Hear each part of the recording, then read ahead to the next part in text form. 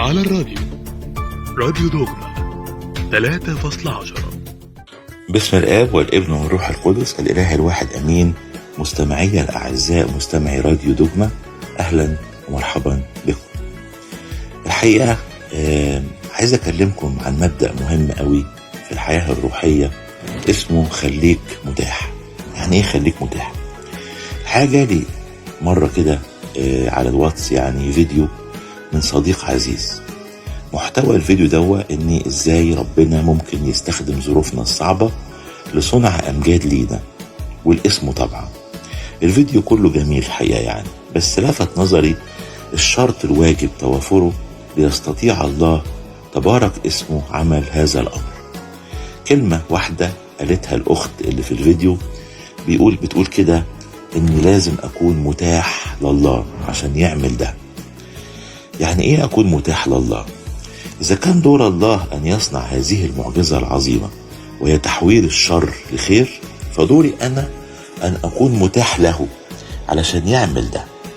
إزاي أكون متاح؟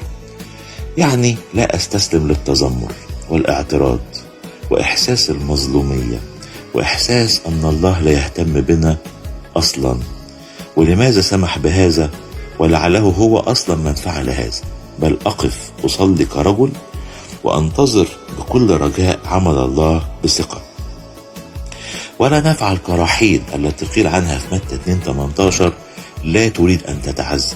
يمكن أصعب مشكلة قابلت رحيل بعد قتل أولادها أنها أصلا لا تريد أن تتعزى، قافلة قلبها، يعني مش متاحة.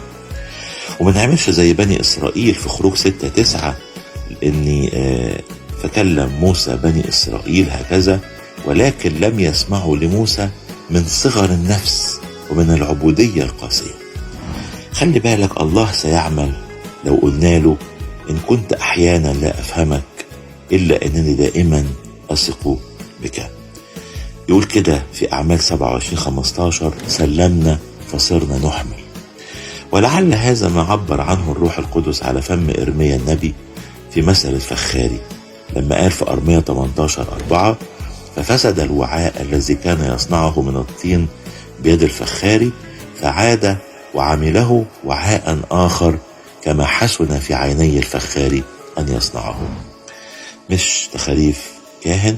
إلى أن ألقاكم مرة أخرى، دمتم في رعاية المسيح وحفظه وعنايته، ومن فضلك خليك دايما متاح. له كل مجد وإكرام من الآن وإلى الأبد.